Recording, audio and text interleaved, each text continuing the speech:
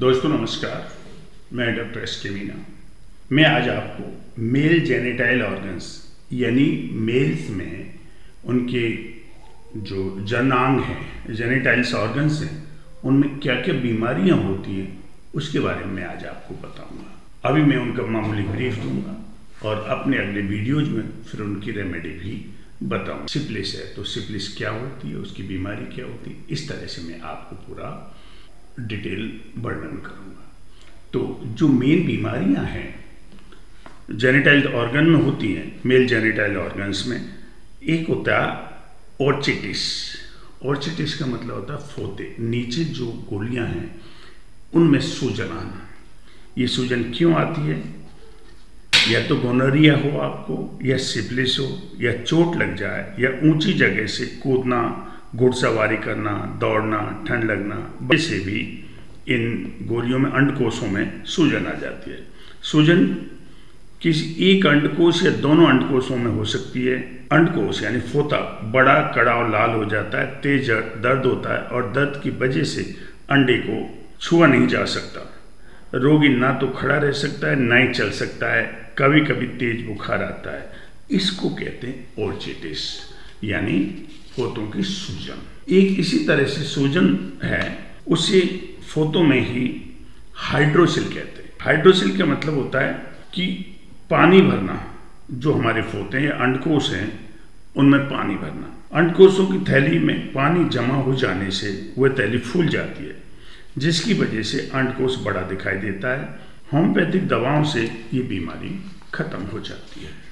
तीसरा है हस्तमैथन, मस्टरबेशन, यानी अपने हाथ से लिंग को हिलाकर संभोग का आनंद लेने की क्रिया को हस्तमैथन कहते हैं। ये काम युवक युवतियां दोनों ही करते हैं। लड़के जब ये काम रोज करने लगते हैं तो थोड़े दिनों में ही लिंग में ढीलापन आ जाता है और वे युवक स्त्रियां की योग्य नहीं रहते। इस बुरी आदत की वजह से उनके चेहरे पर चमक दमक खत्म हो जाती है। उनका चेहरा पीला पड़ जाता है, आंखें धंस जाती है और आंखों के चारों ओर काले घेरे पड़ जाते हैं।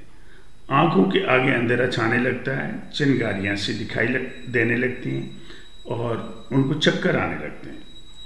सिर दर्द रहने लगता है उनको और मेमोरी उनकी वीक हो जाती है। सुनाई में भी उनको बाधा देने लगती है। यदि आदत ना छूटे तो वो नामर्दी या नपुंसकता या वाइटलिटी के परमानेंट शिकार हो जाते हैं।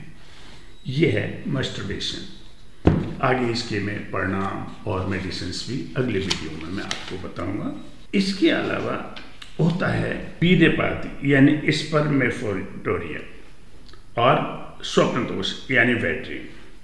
अनजाने में वीर निकलने को वीरपात कहते हैं और नींद में सेक्स संबंधी सपने देखने से स्पर्मेटोरिया और वेट ड्रीम ये एक बीमारी है।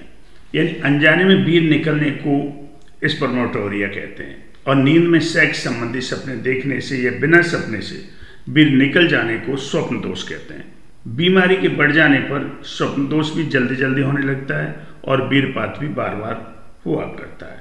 एक रात में एक से ज़्यादा बार भी स्वप्न दोष होने लगता है। एक समय ऐसा आता है जब मामूली सी उत्तेजना से स्त्री को देखते, छूने या उससे बात करने से वीरपात होने लगता है।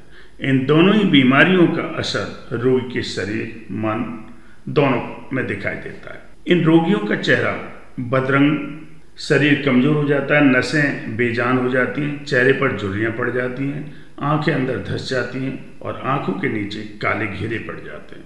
जवानी की जो फुर्ती है वो नष्ट हो जाती है। सिर दर्द तो उनको रहने लगता है और चक्कर भी आने लगते हैं। आंखों की शक्ति भी कम हो जाती है, मेमोरी उनकी खत्म हो जाती है। यानी हम आम भाषा में ये कह सकते हैं सीधा बचपने से वो बुढ़ापे में पहुंच गया, जवानी आई ही नहीं, यानी जवानी खत्म। तो ये मैंने आपको स्पर्मेटोरिया और वेट ड्रीम के बारे में बताया। आगे मैं इसकी दवाएं भी आपको बताऊंगा। होम्योपैथी में जो दवाएं इसकी बहुत अच्छी दवा है। एक बीमारी है इम्पोटेंस, एरेक्टाइल डायफंक्शन, नामर्दी, नपुंसकता, ये सारी इसकी वर्ड है, सिमिलर वर्ड है। देखो पुरुष में स्त्री के साथ संबोध करने की ताकत न होने को नामर्दी या नपुंसकता कहते हैं, इम्पोटेंसी कहते हैं इसे। बहुत ज़्यादा हस्तमैथुन, बहुत ज़्यादा स्त्री सहवास, चोट, मधुमेह, गोनोरिया, सिफिलिस, ज़्यादा समय तक बदहजमी की शिकायत वगैरह की वजह से भी व्यक्ति नामर्दी का शिकार हो जाता है। इस बीमारी में लिंग में कमजोरी पैदा हो जाती है। संभोग की इच्छा होने पर भी लिंग खड़ा नहीं होता है, अगर होता भी है तो उसमें भरपूर कड़ापन नहीं होता, या कुछ ही देर बाद लिंग ढीला पड़ जाता है। जरा सी देर में वीर्यपात हो जाता है, जिसकी वजह से पुरुष अपनी पत्नी को संतुष्ट नहीं कर पाता। आज 90% केसेज में, डाइवर्स के केसेज में ये एक मेन कारण है।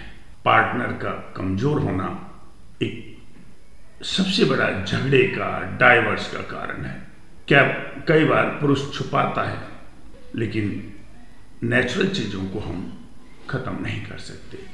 जब ऐसी स्थिति होती है, या तो डाइवर्स हो जाता है, या फिर लड़की किसी दूसरे के साथ में अटैच होती है, क्योंकि भूख तो भूख ही होती है। ये जो इम्पोटेंसी है, या नामर्दी है, नपुंसकता है, इसके बारे में मैंने आपको ब्रीफ बताया है। और इस समस्या से निपटने के लिए होम्योपैथी में बहुत अच्छी मेडिसिन हैं, जो मैं आपको अपने अगले वीडियो में बताऊंगा कि क्या क्या दवा है और उनके क्या परिणाम हैं, और उनका कोई साइड इफेक्ट नहीं होता है। अगला है बॉस, अगली बीमारी हम कह सकते हैं गोनोरिया। तो गोनोरिया में इसको सुजाक भी कहते हैं, गनोरिया भी कहते हैं। गनोरिया के रोगी स्त्री पुरुष के साथ संभोग करने वाले साथी स्त्री पुरुष को ये बीमारी हो जाए, चाहे वो मेल हो चाहे फीमेल हो, एक दूसरे से ट्रांसफर होती है। संभोग के बाद स्त्री या पुरुष के मूत्र मार्ग में इस बीमारी की कीटाणु जाने के बाद वहां की श्लेष्म झिल्ली में सूजन पैदा हो, जिसकी वजह से मूत्र मार्ग में लाली उत्पन्न हो जाती है और जलन होने लगती है, और वहां एक तरह का पतला स्राव निकलना शुरू हो जाता है। गोनोरिया में स्राव को एलोपैथिक दवा दिया जाता है।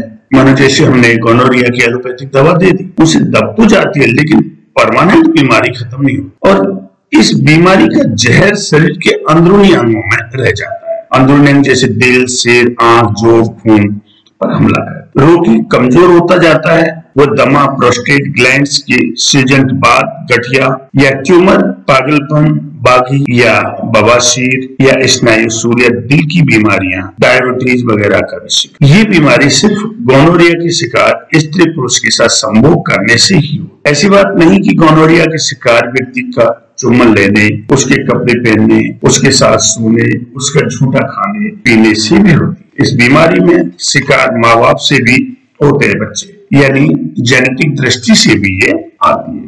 तो इसे हम गोनोरिया कहते हैं। सिफिलिस, सिफिलिस की क्या है? सिफिलिस की रोग स्त्री पुरुष के साथ संभोग करने वाले साथी को ये बीमारी हो। सिर्फ संभोग करने से नहीं, बल्कि सिफिलिस के रोगी का चुम्बन लेने, उसके कपड़े पहनने, उसका झूठा खाने पहनने से भी, या साथ में सोने से भी ये बीमारी। इस बीमारी के शिकार माँ बाप को भी ये बीमारी उनकी बच्चों को विरासत में मिलती है। बच्चों को किसी ऐसी स्त्री का दूध पिलाया जाए जिससे सिफिलिस है, तो उस बच्चे को वो बीमारी हो जाती है। इस बीमारी की कीटाणु शरीर में पहुंचने पर 3 अवस्थाएं सामने आती हैं। तो तीनों अवस्थाओं को मैं अपना इसका डिटेल वीडियो है उसमें बताऊंगा, और साथ में उसकी दवा भी मैं आपको बताऊंगा, जिस डिटेल में आपको बताता रहूंगा।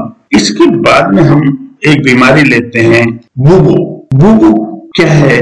इसे हिंदी में बागी भी कहते हैं, यानी पेड़ू या नाभि और सेक्स ऑर्गन के बीच के स्थान पर और जांग का जहां वो जुड़ता है उस पर जगह फूल जाती है, उसे बागी कहते हैं। बागी सिफिलिस की वजह से भी हो सकता है, गोनोरिया की वजह से भी हो सकता है, और पैर वगैरह के जख्म के जूते से भी हो सकता है। साइकिल चलाने से भी बागी हो जाता है। उंगली में जख्म आ जाए तो बगल में बागी होता है, जिसे हम गिल्ट कहते हैं, यानी एक गिल्टी हो जाती है। ये सारी बीमारियां मेल्स में है। एक बीमारी और है एड्स, जिसे हम एक्वायर्ड इम्यून डेफिशिएंसी सिंड्रोम भी कहते हैं। एड्स भी एक दूसरे के स्त्री पुरुष के संपर्क में आने से होती है, या एड्स का कोई रोगी है उसके करीब चुम्बन लेने से, उसके साथ खाने पीने से, झूठा खाने से या सेक्स करने से ये बीमारी हो जाती है। जो ये सारी बीमारियां मैंने बताई है, ये सारी की सारी भयंकर जानलेवा बीमारी है, और